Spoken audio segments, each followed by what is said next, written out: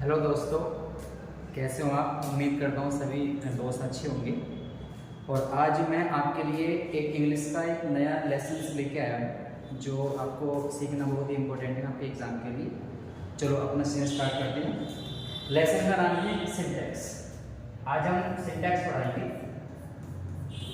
SSC का बहुत important topic है सिंटैक्स, और ये हमारे एग्जाम के लिए बहुत ही इंपॉर्टेंट बन जाता है, क्योंकि एसएससी के अकॉर्डिंग अगर देखा जाए तो कॉमन एरर हो या फिर फिल इन द ब्लैंक्स हो या प्रीपोजिशन का रूल हो, कई सारे चैप्टर्स में आपको सिंटैक्स के रूल देखने को मिलते हैं। आज का जो लेसन है वो सिंटैक्स है, खासकर एसएससी का बहुत अच्छा टॉपिक रहेगा। अगर सिंटैक्स की हिंदी मीनिंग की बात करेंगे तो सर इसको बोला जाता है वाक्य रचना। सिंटैक्स का जो हिंदी मीनिंग है उसको वाक्य रचना कहा जाता है। दोस्तों, सीखने वाली बात यह है कि हर रूल के अकॉर्डिंग हर नियम अपने अलग अलग देखने को मिलेगा। तो पहला रूल इसका यहां से बनाया जाता है सिंटैक्स का। पहला जो हम बनाएंगे सर, तो पहले रूल में जो है हम सब्जेक्ट और वर्ब को लेकर चलेंगे, क्योंकि इंग्लिश में जो मेन बात होती है वो सब्जेक्ट और वर्ब की होती है।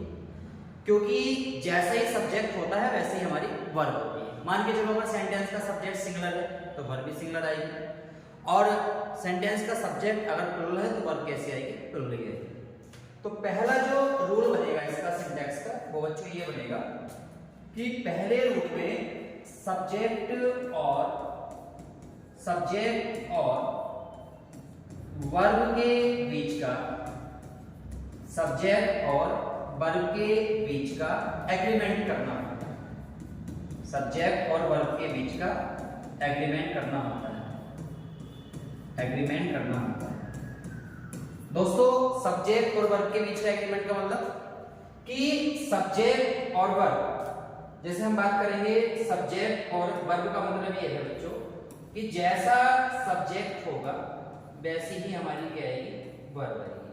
फॉर एग्जाम्पल, अगर सेंटेंस का सब्जेक्ट सिंगुलर होगा तो वर्ब हमारी सिंगुलर ही आएगी। अगर सेंटेंस का सब्जेक्ट सिंगुलर सब्जेक्ट में आएगा तो हमें इसके अकॉर्डिंग वर्ब सिंगुलर ही देनी पड़ेगी। ये हमें ध्यान रखना बहुत जरूरी है। अगर सेंटेंस का सब्जेक्ट प्लुरल होगा तो वर्ब हमें प्लुरल देनी पड़ेगी।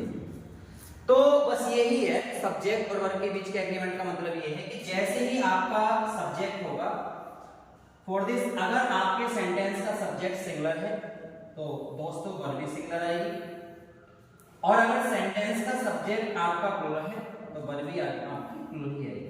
यही हमारा सब्जेक्ट और वर्ब के बीच का एग्रीमेंट है, एक समझौता है। एग्जाम्पल की बात कर लेते हैं।